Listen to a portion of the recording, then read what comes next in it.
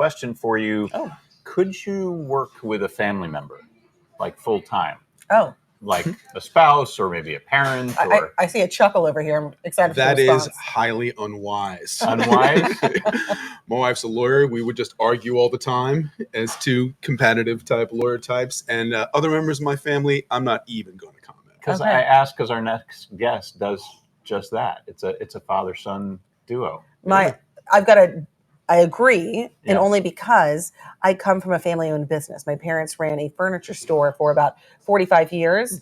They did it fantastically. My aunt worked there, my grandmother. It didn't work for me. But not Hannah. And and not Hannah. No. In high school, I was helping them out, and I actually fell asleep in one of the beds. It was a furniture store. My mom found that, and I was not asked back. Sounds like a sitcom episode. Let's write the script. Let's do it. Okay, speaking of John Zogby, he can talk to us about working with family. Yeah. One of the country's most recognized pollsters has teamed up with his son, Jeremy, for a weekly podcast called Real Polling, Real Time with Zogby. Together, they break down the latest numbers and talk about what they mean for voters, parties, and the country at large. Before we talk about the country at large, let's take a look at the podcast. So there's a new poll out by Gallup, and what it shows is, a level of pessimism that we really haven't seen in a long time, but also a high level of disagreement on the President Trump and the perception that he's centralizing, even usurping power. If both parties don't learn how to humanize, the whole thing goes off the rails. And the political culture continues to devolve. So joining us to talk about the podcast is the son, Jeremy Zogby, managing partner for John Zogby Strategies. Jeremy, thanks for being here on Connecting America. We appreciate it. Well, thank you for having me. Before we dive into this polling, we were just talking about this. Tell us what it's like to do this podcast week after week with your dad. How is that dynamic shaping the conversation? Well, as you alluded to, imagine working with a family member, not just a family member at a furniture store, right, which is kind of like upholstery, but pollsters, right? Politics. It's very challenging. But at the same time, it's a wonderful opportunity. We've been doing it for 5 years. I mean, not only is there a generational difference. My dad is a baby boomer. I'm a millennial. So we have that. We automatically approach the world and problem solving in some different ways. But then also when it comes to politics and current events, we probably only agree on about 80 to 90, disagree on 80 to 90%. We only agree on about 10 to 20, but we have to work together. And to answer more directly your question, there's no other podcast or program like this where people from two very different walks of life come together and have to listen to each other and comment on the same stuff that's happening.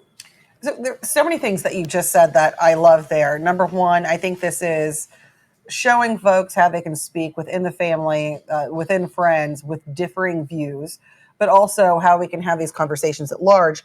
Another thing that you said in the clip was the idea of both parties needing to humanize. And right now I'm seeing finger pointing, and I'm seeing this across the board. And I think what we need to do is point that finger towards ourselves to look for humanity. What are your thoughts on that? Well, I mean, that's precisely it. And I guess I could put it in more stark terms. The immediate reactions that I heard from both sides, as you said, were finger pointing. What I saw on the right, I saw mobilization, right? On the left, I saw this tendency to focus on a person whose ideas are different, or his ideas are different. So automatically, there was the loss of humanity. Now, I'm not that old, right? I'm 42 years old, but I remember a time when I was a kid where I frequently heard this.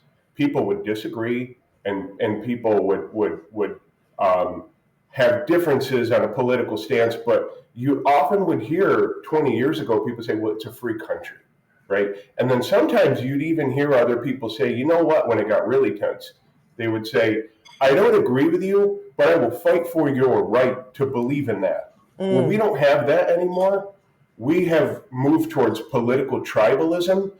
And the feature of a society that goes towards tribalism is the emphasis on the other, which means you don't see that person, that human in the other, you just see the differences.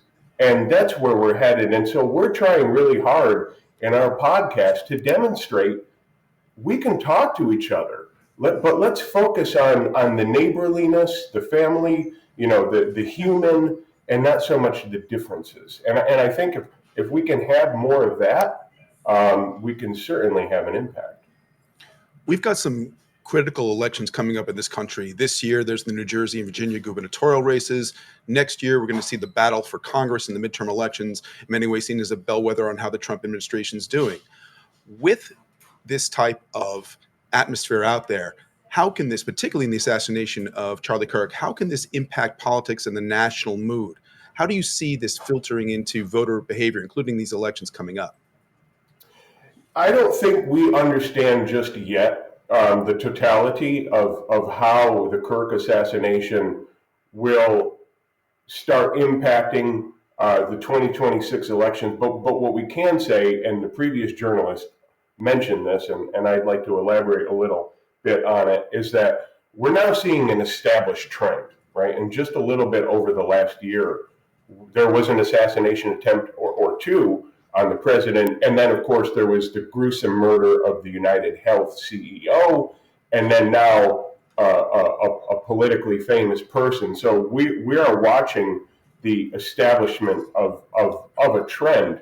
I don't think we know the totality yet of how that's going to impact voters, but what I do know is that we have to remember that there are the independent voters.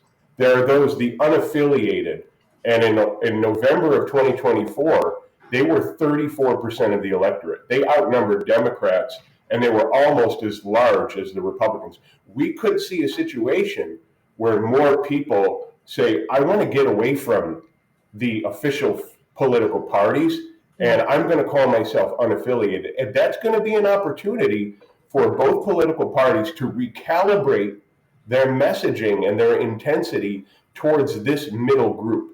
And that's the case in every election, statewide and national. You, on the podcast I watched, did a deep dive into independent voters and their role in the upcoming elections, and some sobering numbers for them for both parties to really take in. Right, Jeremy? And I think a quarter of those polled said neither party represents my beliefs or values. 20% both parties are ineffective or too extreme. So how do either of the Republicans or the Democrats try to appeal to independents when they have those kinds of feelings about the parties? The amazing thing is when I look in the data, the independents see through the contradictory messaging, right? We asked about strengths and parties of each weakness from their vantage point. And the independents on the Democrats were saying they represent and they fight for the working class, okay? But at the same time, they're not reaching, they're spending too much time fighting Trump. So independents are signaling to the Democrats, stop waging war on Trump and help the working class people, because that's your brand. That's been your historic brand. And then on the Republican side, the independents notice this contradiction too, where they say, Republicans are really strong. They put Americans first, but their weakness is they don't care about the average voter. And what they're saying to the Republicans is, you were given a mandate to eliminate economic anxieties, and you're not doing that. So if both parties were to perfect their strengths, by aligning their weaknesses, stop going after Trump and focusing only on going after Trump, and start, on the Republican side, start looking like you care more about the economic anxieties that people are facing day to day, we could have a re-emphasis and a real conversation. Jeremy, you have 5 seconds for this. Out of everything you said, what percentage would your father have agreed with? I think on that one, probably 100%. Okay, very good work this morning then. Thank you so much for joining us. fascinating conversation. Love to know how Dad feels about the son getting the time on Connecting America. Oh. Hey, what about me? All about airtime. We'll have to I'm have the him elder come back. statesman. We'll talk We'd about love to that. have both of them back. Okay, guys.